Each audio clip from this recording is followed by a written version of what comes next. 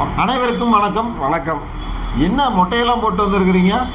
அது 2026 திமுகவுடைய நிலைமை இப்படித்தான் இருக்குங்கிறதுக்கு ஒரு சாம்பிள்னு வச்சுங்களேன். ஆரம்பத்தில் இப்படி ஒரு இது நடைமுறையில் இருக்கக்கூடிய விஷயம், மக்களுடைய மனநிலை இப்படித்தான் இருக்குங்கிற சொல்ல வரீங்களா? எப்படி? ஆமாம், எந்த தொகுதிக்கு போனாலும் ஓட்டு கேட்க வந்துடாதீங்க, ஊருக்குள்ள வந்துடாதீங்க, அடிக்காத குறைய அரட்டி அடிக்கிறாங்க திமுகவை. நிறைய வீடியோஸ் இணையத்தில் போயிட்டு தான் இருக்கு. அது நம்ம பார்த்துட்டு தான் இருக்கோம். மக்கள் அனைவரும் உன்னிப்பாக கவனிக்கிறாங்க. என்ன நடைமுறையில் இருக்குதுங்கிறது எல்லாத்துக்கிட்டையுமே போய் சேர்ந்துக்கிட்டு இருக்க விஷயங்கள். ஆட்சி அப்படிங்கிறது நல்ல முறையாக செய்தார்கள் அப்படின்னா வரவேற்புங்கிறது மக்கள் மத்தியில் இருக்கும். இப்போ அது இல்லை அப்படிங்கிறனால தான் விஜய் அவர்கள் உள்ள போட்டு விளாசி தள்ளிக்கிட்டு இருக்காரு. நெல்லையில் கூட்டம் அப்படிங்கிறது குமிஞ்சுது. அதே போல தான் தூத்துக்குடியிலையும் சாரையாக மக்கள் இருந்தாங்க. நெல்லை பிரச்சாரத்தின் போது விஜய் அவர்களுடைய சரவெடி பேச்சு வெளுன்னு வெளுத்திருந்தார். ஸோ எல்லா இடத்துலையுமே அதுக்கு அதுங்கிற மாதிரி ஒன்றை விட ஒன்று பெட்டராக தான் பேசிக்கிட்டு போயிட்டுருக்காரு. சமத்தையாக வச்சு வாங்குவாங்கன்னு தான் வாங்குறாரு. எத்தனை தடைகள் போட்டாலும் அதை அனைத்துமே தகர்த்தெறிந்து நிற்போங்கிற மாதிரி அனைத்துமே பேச்செல்லாம் செம்மையாக இருந்தது. மாசான ஸ்பீச்சு. மக்களுடைய கூட்டம் அப்படிங்கிறது எந்த இடத்துலையுமே துளி கூட குறையவே இல்லை. அடுத்தடுத்து மக்களுடைய வெள்ளம் டோல்கேட்டில் போய் நிற்க முடியல. அந்த இடத்துல அப்படியே க்ரௌட் சூடுது. அதே மாதிரி ஒரு டிவைடர் வச்சு நிறுத்துகிறாங்கன்னா அந்த இடத்துல க்ரௌட் அப்படிங்கிறது சூழ்ந்து நிற்கிது.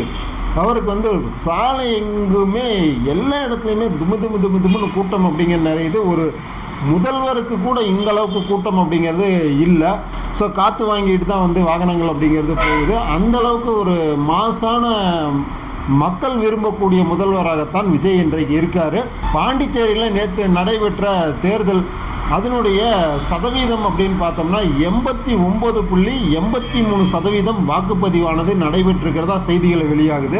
இதுவரை இல்லாத வாக்குப்பதிவு அப்படிங்கிற கட்டாயமாக அந்த அளவுக்கு ஒரு வரலாறு காணாத வாக்குப்பதிவு சதவீதம் அப்படிங்கிறது நேற்று பதிவாகிருக்குங்கிறதையும் நம்ம பார்க்குறோம். விஜய் அவர்கள் சொன்ன மாதிரி காலையில் டிப்டாப்பாக கிளம்பி ஓட்டர் ஐடி கையில் எடுத்துக்கிட்டு சும்மா விசில் சின்னதுக்கு இருக்கிற பட்டனை பார்த்து ஒரு அழுத்து அப்படின்னு சொல்லி போட்ட ஒரு அந்த இது அனல் பறக்குதுன்னு நினைக்கிறேன் இந்த தேர்தலில். அதனால தான் இவ்வளோ சதவீத வாக்கு பதிவாயிருக்கு. நெல்லையில் நடந்த ஒரு பிரச்சார கூட்டத்தில் அத்தனை கூட்டங்கள் வந்திருந்தது. நம்ம காணொலியை பார்த்தோம். இதை மீடியாக்கள் பெருசாக எந்த ஒரு ஊடகத்திலுமே காட்டல, மறைச்சிட்டாங்க. ஏன் இன்னும் ஆளுங்கட்சிக்கு பயப்படுகிறது அந்த ஊடகம் அப்படிங்கிற ஒரு கேள்வி நம்ம எழுப்பப்படுகிறது. தூத்துக்குடியில் நடந்த ஒரு சம்பவம். ஒரு சிறுமி காலை கடன் கழிப்பதற்காக காட்டுப்பகுதிக்கு சென்றார். அந்த இதில் இப்படி ஒரு சம்பவம் நடந்திருக்கு. இதுக்கு ஸ்டாலின் சார் என்ன சொல்ல போறார் அப்படின்ட்டு பயங்கர கடுமையாக விமர்சனம் வச்சிருந்தார் அந்த கூட்டத்தில். பெண்களுக்கு முக்கிய பாதுகாப்பு. தமிழக வெற்றி கழகம் ஆட்சி அமைத்தால் முதல் பெண்களுக்குத்தான் பாதுகாப்பு அப்படிங்கிறத உறுதியாக அவர் சொல்லிக்கிறாரு. ஒவ்வொரு ஆட்சி காலத்திலையும் எந்த அளவுக்கு பெண்களுக்கான பாதுகாப்பு இருக்குங்கிறது மக்கள் உன்னிப்பாக கவனிக்கிறாங்க. போன ஆட்சியில் பொள்ளாச்சி சம்பவத்தை முன்னிலைப்படுத்தி தான் வெற்றி தோல்வி அப்படிங்கிறத கிட்டத்தட்ட நிர்ணயிக்கப்பட்டுச்சுங்கிறது மக்களுக்கு தெரியும். ஸோ அந்த விதத்தில் பெண்கள் பாதுகாப்புங்கிறது இங்கே ரொம்பவே அவசியம். அப்படி பெண்கள் பாதுகாப்பு குறைபாடு ஏற்பட்டால் அந்த ஆட்சி கண்டிப்பாக மக்கள் புறக்கணிப்பார்கள். விஜய் அவர் என்ன சொல்லியிருக்காரு அப்படின்னா, பள்ளிக்கூடமாக இருக்கட்டும், அலுவலகங்களாக இருக்கட்டும், கதவில்லாத ஒரு கழிப்பறை தான் இருக்குது. அப்போ எங்களுடைய ஆட்சி அமைந்தால் அந்த கதவுடன் கூடிய அந்த கழிவறைகள் பெண்களுக்கு கட்டாயம் செய்து கொடுப்படும் அப்படிங்கிறது தான் நம்ம இதில் பார்க்கக்கூடிய ஒரு விஷயமா இருக்கு. விஜய் அவர்களும் சொல்லியிருந்தார், இது சாதாரண தேர்தல் கிடையாது, ஒரு பெரும் மாற்றத்திற்கான ஒரு தேர்தல். 50 ஆண்டுகளை கடந்து இது போன்ற ஒரு தேர்தல் நடக்குது அப்படிங்கிறத ஒரு முன்னிலைப்படுத்தி சொல்றதுக்கான காரணமும் அதுதான். விசில் புரட்சி வெல்லும் அப்படிங்கிறது அடித்து சொல்றாரு. அந்த அளவுக்கு மக்கள் ஆதரவு கொடுத்துக்கிட்டு தான் இருக்காங்க. சும்மா மற்றவங்கெல்லாம் உருட்டுனாலும் அதெல்லாமே உண்மை கிடையாது. இவருக்கு கூடக்கூடிய அந்த மக்களுடைய அந்த வெள்ளம் அப்படிங்கிறத வச்சு நம்ம கணிக்க முடியும். வாக்கு எந்த பக்கம் விழுகும் அப்படிங்கிறத பார்த்துட்டு தான் இருக்கக்கூடிய ஆட்சியாளர்கள் அவருக்கு இவ்வளோ தூரம் தடைகளை போடுகிறார்கள்ங்கிறது அவரும் சொல்லிக்கிட்டு தான் இருக்காரு தொடர்ச்சியாக. ஏன்னா மக்கள் இவ்வளோ தூரம் திரண்டு வரதை பார்த்தாலே ஒரு எழுச்சி, அந்த இடத்துல ஒரு மாற்றத்திற்கான மக்களுடைய மனநிலை இருக்குதுங்கிறது தான் உண்மை. ஸ்டாலின் ஆட்சி தொடரட்டும், தமிழ்நாடு வெல்லட்டும் அப்படின்னு மாதிரி ஒரு விளம்பரம் இல்லை. ஆனால் கண்டிப்பாக அது இல்லை. ஸ்டாலின் ஆட்சி தொடரட்டும், தமிழ்நாடு ஒழியட்டும் அப்படிங்கிறத நிறையா மக்கள் மனசில் அவங்களா பேசிக்கூடிய பாடக்கூடிய விஷயமா இன்னைக்கு நிறையா போயிட்டுருக்குது. விமர்சனத்துக்குள்ளாயிருச்சு அந்த பாடல் அப்படிங்கிறதும் உண்மை. ஏன்னா இவங்க எல்லா சோஷியல் மீடியாவிலையும், அதாவது யூடியூப்ஸை மெயினாக திறந்தீங்கன்னா அந்த சேனல் வந்து திமுகவுக்கு ஆப்போசிட்டாக இருந்தாலும் அதிமுகவுக்கு ஃபேவராக இருக்குதோ இல்லையோ, மொத்தத்தில் அனைத்து சேனல்களும் எந்த சேனலாக இருந்தாலும் அது அத்தனையிலையும் வரக்கூடிய விளம்பரம் ஒரே ஒரு விளம்பரமாகத்தான் இன்றைக்கு இருக்கக்கூடிய விஷயமா இருக்குது. இது விளம்பர ஆட்சி, திமுக ஒரு விளம்பர ஆட்சிக்கு அப்படிங்கிறதுக்கு இதே ஒரு சாட்சி. அதே போல் இன்னொரு விஷயம் என்னன்னா, அந்த மேலே கேட்டு சொல்கிறேங்கிற மாதிரியான ஒரு விளம்பரம், அதாவது அதிமுகவை விமர்சனம் செய்து கேலி செய்யக்கூடிய விதமான ஒரு விளம்பரம் தான் தொடர்ச்சியாக வந்துட்டு இருக்கு. இது எல்லாமே பார்த்தீங்கன்னா திமுகவுக்கு ஃபேவராக அமையுமா அப்படின்னா கண்டிப்பாக இல்லை. மக்கள் பார்த்துட்டு இருக்கிறது என்னன்னா, என்னடா இத்தனை விளம்பரம் வருது, இவங்களுக்கு ஃபேவராகவே வருதுங்கிறத வந்து அதுவுமே இவங்களுக்கு ஒரு பெரிய டிராபேக் அப்படின்னு தான் இந்த இடத்துல நம்ம சொல்ல முடியும்.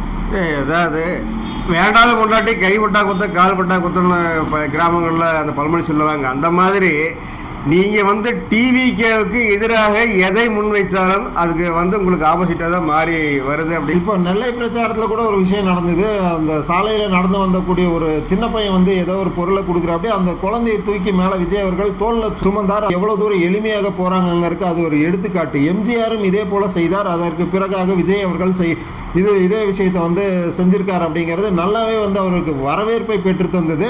இதை தொடர்ந்து வந்து இப்போ சமீபத்தில் மறுபடியும் உதயநிதி அவர்கள் வந்து ஒரு குழந்தையை தூக்குன மாதிரி துணை முதல்வர் வந்து செஞ்ச விஷயம், அதுக்கு வந்து துணை முதலமைச்சர் அவர்கள் செஞ்ச அந்த விஷயத்துக்கு நெட்டிசன்கள் போட்டு வெளுக்கிறாங்க. ஏப்பா காப்பி அடிக்கிறதுல எல்லாமே இப்படியா அப்படிங்கிற மாதிரி வந்து பண்ணுவீங்களா, இவ்வளோ தூரம் ஒரு காப்பி அடிக்கிறது வந்து ரொம்ப டூ மச்சாக இருக்குங்கிற மாதிரிலாம் போட்டு வெளுத்துட்டு இருக்காங்க. இது காரணம் என்ன அப்படின்னா, அந்த ரேம்பாக்லேருந்து போட்டிருக்க பேண்ட் சட்டையிலேருந்து துண்டை தூக்கி போட்டு விஜய் அவர்களை இவங்க வந்து காப்பி அடிக்கிற விஷயத்துக்கான விமர்சனங்கள் அப்படின்னு தான் இது அனைத்தையுமே நம்ம பார்க்குறோம். எந்த ஒரு மிகப்பெரிய ஒரு தலைவர்களும் சரி, அரசியல்வாதியாக இருந்தாலும் சரி, கொடுக்கக்கூடிய உணவை அதை இன்னொரு சாப்பிட்டு பார்த்து தான் சாப்பிடுவாங்க. ஆனால் ஒரு ரசிகர் ஒரு வெயிலில் போகிறார் அப்படிங்கிறதுக்காக அந்த இளநியை வெட்டி வெகு தூரமாக கொண்டு ஓடியாருங்காட்டியில் அதை பார்த்துட்டு வண்டி நிப்பாட்ட சொல்லி அந்த இளநீ வாங்கி குடிச்சுக்கிறாரு.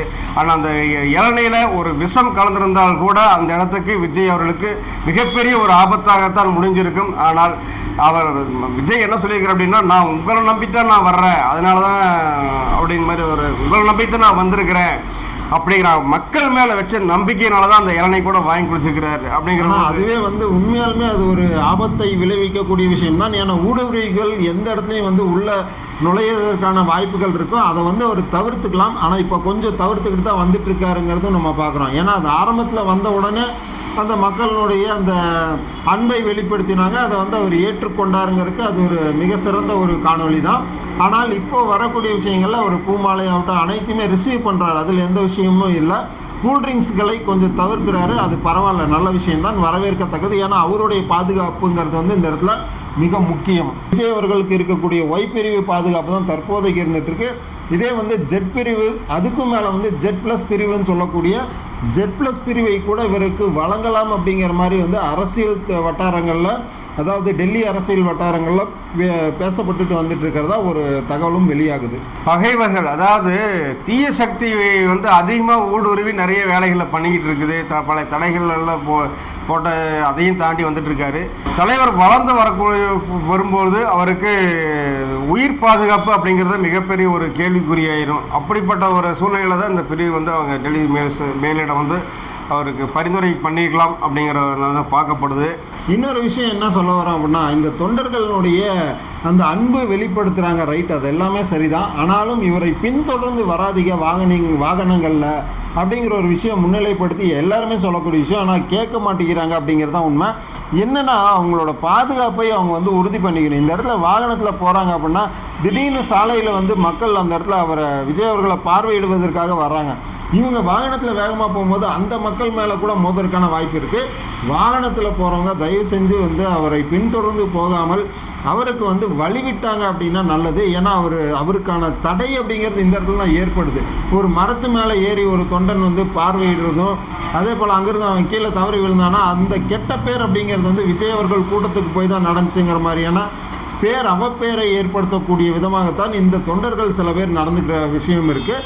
கொஞ்சம் வந்து அவருக்கான அந்த கெட்ட பேரை உருவாக்காமல் அவர்களுக்கான அந்த வழிவகை செஞ்சு கொடுத்தா இன்னும் வந்து அவர் எளிமையாக மக்களிடத்தில் ஈஸியாக சென்றடைவதற்கான வாய்ப்பு அப்படிங்கிறது அதிகமாகவே உருவாகும். இது வந்து தாவேக்காவினுடைய தொண்டர்கள் பின்பற்றுவதுங்கிறது வந்து ரொம்ப அவசியம். இந்த இடத்துக்கு அது ஒரு மிகப்பெரிய தேவை அப்படின்னே சொல்லலாம். பெண்கள் வந்து பார்த்தீங்கன்னா விஜயனுடைய ஸ்பீச் கேட்டதுக்கப்புறம் அவ்வளவு ஆனந்த கண்ணீரில் அழுகக்கூடிய காட்சிகள்லாம் வந்து நம்ம பார்க்கும்போது எந்த மனுஷன் எதுவுமே இதுவரை செய்யலையே, எப்படி இவர் மேலே இவ்வளவு ஒரு பாசத்தோட ஒரு குடும்பத்தில் இருக்கக்கூடியவர்கள் நமக்கு வந்து ஒரு வெளிநாட்டில் ஒரு வேலைக்கு போயிட்டாங்க, அவர் வீட்டுக்கு வர்றார் அப்படின்னா அவரை பார்த்தோன்னு நம்ம ஒரு ஆனந்த கண்ணீர் வைக்கக்கூடிய ஒரு காட்சிகள் இருக்குது பார்த்தீங்களா, அந்த மாதிரியான காட்சி இதெல்லாம் எப்படி ஓட்டு இல்லாமல் போகும்? இதையே தான் வந்து அவரும் சொல்லியிருக்கார். அதாவது வந்து மக்களை வச்சு என்னை பிரிக்க முடியாது, நீங்கள் என்ன தான் பண்ணிங்கனாலும் வந்து மக்கள் வந்து எனக்கு ஆதரவு கொடுப்பாங்க, மக்கள் வேறு இல்லை நான் வேறு இல்லை, நான் சிரித்தா அவங்க சிரிப்பாங்க, நான் அழுதா என்னுடைய எமோஷனை புரிஞ்சு அவங்களும் அழுவாங்க, அதே போல் அவங்களுக்கு ஒரு விஷயம் அப்படின்னா நான் முன்னாடி வந்து நிற்பேன், குரல் கொடுப்பேன். அதாவது இது எமோஷ்னலாக இது ஏதோ ஒரு பந்தம் இருக்குது எங்களுக்குள்ளங்கிற மாதிரி அவர் பேசக்கூடிய அந்த விஷயம் நான் வேறு மக்கள் வேறுன்னு பிரிக்கவே முடியாதுங்கிற மாதிரி போன பிரச்சாரத்துலேயும், அதாவது நெல்லையில் வந்து அவர் பேசியிருக்கக்கூடிய விஷயம் வந்து உண்மையாலுமே எமோஷ்னலாக வந்து அது டச் பண்ணுது மக்கள் அப்படிங்கிறதுல எந்த விதத்துலையும் மாற்றமே இல்லை. ஜனநாயகம் நிலைநாட்டி நிற்கப்படும். எப்போ விஜய் அவர்கள் வந்தாரோ அதிலிருந்து வந்து ஒரு பெரும் மாற்றம்ங்கிறது வந்து நிகழ்ந்துட்டு தான் இருக்குது. ஜனநாயகன் படமும் ரிலீஸ் ஆகி வெல்லும். மீண்டும் இன்னொரு காணொலி உங்களை சந்திக்கிறோம். அதுவரை நம்ம சேனல் ஸ்டே டியூன்ல இருங்க. நன்றி, வணக்கம். வணக்கம்.